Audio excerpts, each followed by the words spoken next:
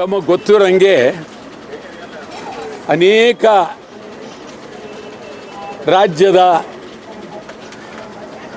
ಅನೇಕ ವಿಚಾರಗಳು ಪಾರ್ಲಿಮೆಂಟ್ನಲ್ಲಿ ಚರ್ಚೆ ಆಗ್ತಾ ಇಲ್ಲ.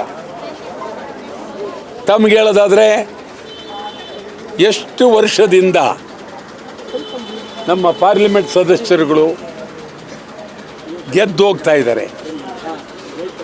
ಮಹದಾಯಿ ಬಗ್ಗೆ ಇವರು ಮಾತಿಲ್ಲ, ಬೆಳಗಾವಿ ಬಗ್ಗೆ ಮಾತನಾಡಿಲ್ಲ, ಸಮಗ್ರ ಕರ್ನಾಟಕದ ಬರ ಪರಿಸ್ಥಿತಿ ಬಗ್ಗೆ ಮಾತಿಲ್ಲ, ಕಾವೇರಿ ಬಗ್ಗೆ ಮಾತಿಲ್ಲ. ಇವತ್ತು ಬಹಳ ಅತ್ಯಂತ ಗಂಭೀರವಾದ ಪರಿಸ್ಥಿತಿ ಮಂಗಳೂರಿನ ರೈಲ್ವೆ ನಿಲ್ದಾಣಗಳು. ಮಂಗಳೂರಿನ ರೈಲ್ವೆ ನಿಲ್ದಾಣಗಳು ನೈಋತ್ಯ ವಲಯ ಸ್ಥಾಪನೆಯಾಗಿ 25 ವರ್ಷ ಆದರೂ ಕೇರಳದಲ್ಲಿತ್ತು. ಮಂಗಳೂರಿನ ರೈಲ್ವೆ ನಿಲ್ದಾಣಗಳು ನೈಋತ್ಯ ವಲಯ ಕರ್ನಾಟಕದಲ್ಲಿ ಸ್ಥಾಪನೆಯಾಗಿ 25 ವರ್ಷ. 25 ವರ್ಷದಿಂದ ಹೋರಾಟ ಮಾಡ್ತಾ ಇದ್ದೀವಿ, ನಮ್ಮ ನಿಲ್ದಾಣಗಳು ನಮಗೆ ಬೇಕು ಅಂತ. ಈಗ ಮಂಗಳೂರು ನಿಲ್ದಾಣಗಳನ್ನು ನೈಋತ್ಯ ವಲಯಕ್ಕೆ ಸೇರಿಸಿದ್ದಾರೆ. ಇದನ್ನು ವಿರೋಧಿಸಿ ಕೇರಳದಲ್ಲಿ ಕಾಂಗ್ರೆಸ್ಸು ಸೇರಿದಂತೆ ಭಾರೀ ಹೋರಾಟ ನಡೀತಾ ಇದೆ. ಕಾಸರಗೋಡು ಕರ್ನಾಟಕಕ್ಕೆ ಸೇರಬೇಕು, ಆದರೆ ಕಾಸರಗೋಡು ನಮ್ಮ ಕೈ ಬಿಟ್ಟು ಹೋಗಿದೆ. ಇವತ್ತು ಇಡೀ ಕೇರಳ ರಾಜ್ಯದಲ್ಲಿ ಭಾರಿ ಹೋರಾಟ ನಡೀತಾ ಇದೆ. ನಾನಂತೂ ಹೇಳ್ತೀನಿ, ನಾವು ಇಡೀ ಕರ್ನಾಟಕ ರಾಜ್ಯಾದ್ಯಂತ ಮಂಗಳೂರು ರೈಲ್ವೆ ನಿಲ್ದಾಣ ಯಾವುದೇ ಕಾರಣಕ್ಕೂ ಕೇರಳಕ್ಕೆ ಹೋಗಬಾರ್ದು. ಮಂಗಳೂರು ರೈಲ್ವೆ ನಿಲ್ದಾಣ ಯಾವುದೇ ಕಾರಣಕ್ಕೂ ಕೇರಳಕ್ಕೆ ಹೋಗಬಾರ್ದು. ಈ ಬಗ್ಗೆ ಪಾರ್ಲಿಮೆಂಟ್ ಸದಸ್ಯರು ನಿಮಗೆ ಬಾಯಿ ಇದ್ದರೆ, ನಾಲ್ಗೆ ಇದ್ದರೆ, ಶಕ್ತಿ ಇದ್ದರೆ ಪಾರ್ಲಿಮೆಂಟ್ನಲ್ಲಿ ಹೋರಾಟ ಮಾಡಿ. ಇಲ್ಲ, ಇದು ಭಾರಿ ಆಗುತ್ತೆ. ನಾನಂತೂ ಹೇಳ್ತಾ ಇದ್ದೀನಿ, ಸಮಗ್ರ ಕರ್ನಾಟಕದ ಸಮಗ್ರ ಕನ್ನಡಿಗರೇ ಬೀದಿಗೆ ಬರಬೇಕು. ಕೇರಳ ದಬ್ಬಾಳಿಕೆ ನಿಲ್ಲೇಬೇಕು. ಅದಕ್ಕಾಗಿ ಬೀದಿಗೆ ಬರಬೇಕಾಗಿದೆ. ಮತ್ತು ಇವತ್ತಿನ ಸಂದರ್ಭದಲ್ಲಿ ಕಾವೇರಿ ಬಗ್ಗೆ ಇದುವರೆಗೂ ತಮಿಳುನಾಡಿನ ಲೋಕಸಭಾ ಸದಸ್ಯರುಗಳು ಪಾರ್ಲಿಮೆಂಟ್ನಲ್ಲಿ ಮಾತನಾಡ್ತಾ ಇದ್ದಾರೆ. ಕರ್ನಾಟಕದ ಒಬ್ಬ ಖರ್ಗೆ ಮಾತಾಡ್ತಾರೆ, ಎಲ್ಲ ರೀತಿ ಮಾತಾಡ್ತಾರೆ, ದೇವೇಗೌಡರು ಮಾತಾಡ್ತಾ ಇದ್ರು. ಈಗ ಯಾರು ಮಾತನಾಡ್ತಕ್ಕಂಥ ವ್ಯಕ್ತಿಗಳು ಇಲ್ಲ. ನೀವು ಯಾಕೆ ಹೋಗಿದ್ದೀರಿ ಪಾರ್ಲಿಮೆಂಟ್ಗೆ? ರಾಜ್ಯಸಭೆಗೆ ಯಾಕೆ ಹೋದ್ರಿ? ಯಾವ ಕಾರಣಕ್ಕೆ? ನಿಮ್ಮ ನಾಮಕರಣ ಮಾಡಿರ್ತಕ್ಕಂಥ ರಾಜ್ಯಸಭಾ ಸದಸ್ಯರುಗಳು ಯಾರಿಗಾರು ಹೋಗಿದ್ದೀರಿ? ನೀವು ರಾಜ್ಯದ ಪರವಾಗಿ ಪ್ರಾಮಾಣಿಕವಾಗಿ ಕೆಲಸ ಮಾಡದೇ ಇದ್ದರೆ ಕೂಡಲೇ ರಾಜೀನಾಮೆ ಕೊಡಬೇಕು. ರಾಜೀನಾಮೆ ಕೊಡಲಿಲ್ಲ, ನಿಮ್ಮ ಮನೆಗಳ ಮುಂದೆ ಸತ್ಯಾಗ್ರಹ ಮಾಡ್ತೀವಿ. ಅದಕ್ಕಾಗಿ ನೀವು ನಮ್ಮ ರಾಜ್ಯಕ್ಕೆ ವಿಫಲರಾಗಿದ್ದೀರಿ, ಸಂಪೂರ್ಣ ವಿಫಲರಾಗಿದ್ದೀರಿ. ಮತದಾರರ ಮನವಿಯನ್ನು ತಿರಸ್ಕರಿಸಿದ್ದೀರಿ. ನೀವು ನಿಜವಾಗಲೂ ರಾಜ್ಯವನ್ನು ಆಳೋದಕ್ಕೆ, ರಾಜ್ಯವನ್ನು ಪ್ರತಿನಿಧಿಸೋದಕ್ಕೆ ನೀವು ನಿಜಕ್ಕೂ ಶಕ್ತಿ ಇಲ್ಲ.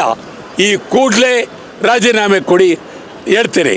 ಅದಕ್ಕಾಗಿ ಈಗ ನಾವು ನಿಮ್ಮನ್ನು ಹರಾಜಾಗ್ತೀವಿ, ಬಹಿರಂಗ ಹರಾಜ್.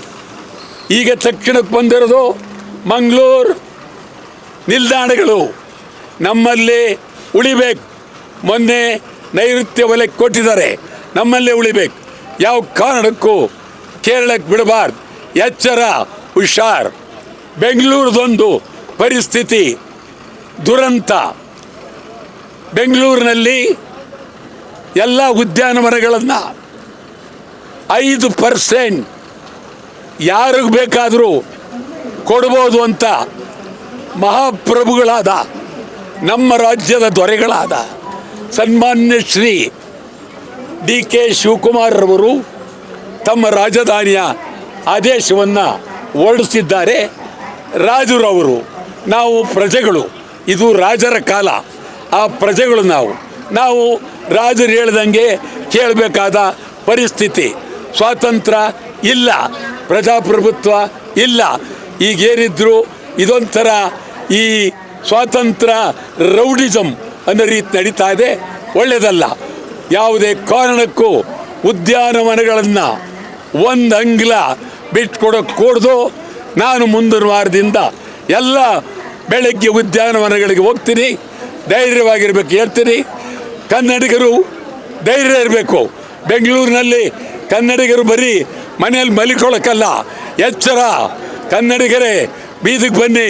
ಇವತ್ತು ಬೆಳಗ್ಗೆ ಹಿಂದಿಯವರು ಕನ್ನಡಿಗರನ್ನು ಹೊಡೆದಿದ್ದಾರೆ. ಕನ್ನಡದಲ್ಲಿ ಮಾತಾಡಬೇಕು ಅಂತ ಕನ್ನಡಿಗರನ್ನು ಹೊಡೆದಿದ್ದಾರೆ. ಈ ದೃಷ್ಟಿಯಿಂದ ಕನ್ನಡಿಗರು ಎಚ್ಚರ ಆಗಲೇಬೇಕು. ಅದಕ್ಕಾಗಿ ಪಾರ್ಲಿಮೆಂಟ್ ಸದಸ್ಯರನ್ನು ನಾವು ಆಯ್ಕೆ ಮಾಡಿದ್ದೇವೆ. ಪಾರ್ಲಿಮೆಂಟ್ ಸದಸ್ಯರು ವಿಫಲರಾಗಿದ್ದಾರೆ. ಆದ್ದರಿಂದ ಅವರನ್ನು ಈಗ ಬಹಿರಂಗವಾಗಿ ಹರಾಜಾಗ್ತೀವಿ. ಯಾರು ಬೇಕಾದರೂ ತೆಗೆದುಕೊಳ್ಬೋದು. ಇವತ್ತು ಸಂಪೂರ್ಣ ಹರಾಜು ತಗೊಳ್ಳ ಅಂದರೆ ಮತ್ತೊಂದು ಡೇಟ್ನಲ್ಲಿ ಕೊಡ್ತೀವಿ. ಆಗಲೂ ಇಲ್ಲ ಅಂತಂದರೆ ಅವರು ತಿಪ್ಪೇಗುಂಡಿಗೆ ಅವರನ್ನು ಹಾಕ್ತೀವಿ. ₹1 ಒಂದು ಸಾರಿ, ₹1 2 ಸಾರಿ, ₹1 3 ಸಾರಿ, ₹1 ಗೊತ್ತಾಗಲಿಲ್ಲ. PC ಮೋಹನ್ ₹1. ಯಾರಾದರೂ ₹1 ಯಾರಿಗೂ ಬೇಡವಾ? ನಮ್ಮ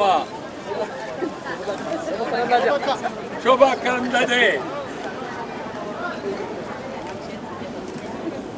50 ಪೈಸಾ ತಗತ್ತೀರಾ? ಯಾರಿಗೂ ಬೇಡ? ಬೇಡ ಅನ್ನೋರು ಕೈ ಎತ್ತಿ. ಬೇಡ ಯಾರಿಗೂ ತಗೊಳ್ಳಿ. ಮಂಜುನಾಥ್ ₹1. ಅವ್ರಿಗಿರ್ಲಿ ಸರ್, ನಮ್ಗೆ ಬೇಡ? ನಮ್ಗಿರ್ಲಿ. ಅವ್ರು ಡಾಕ್ಟ್ರು ತಗತ್ತೀರಾ? ತಗೊಳ್ಳಿ, ಬನ್ನಿ ಬನ್ನಿ ಬನ್ನಿ. ದುಡ್ಡು ₹1 ಕೊಡಿ. ಒಂದು ನೀವು ಕೊಟ್ಟು ತಗೊಳ್ಳಿ.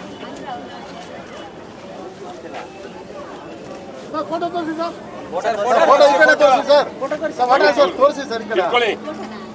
₹20 ಕನಿಷ್ಠ.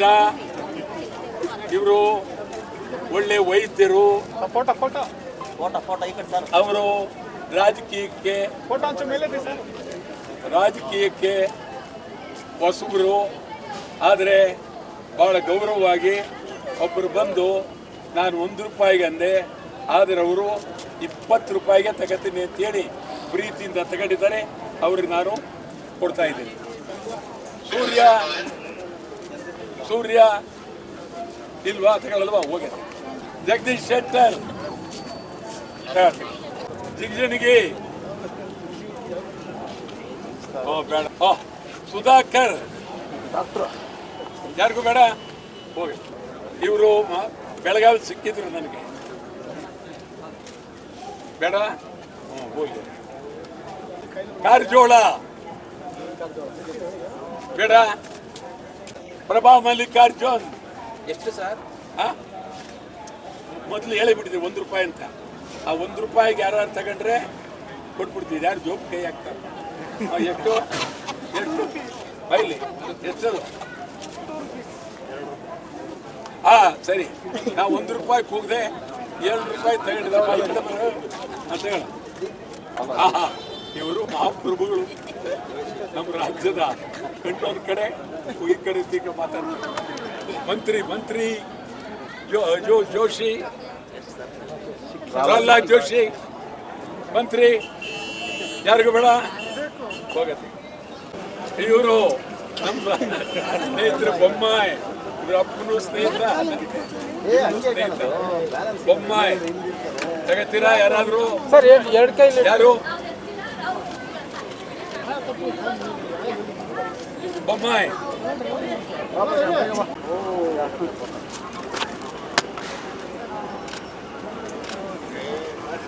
ವೀರ ಒಡೆಯರ್ ಬಹಳ ಅದ್ಭುತವಾಗಿದೆ. ಚಂದ್ರ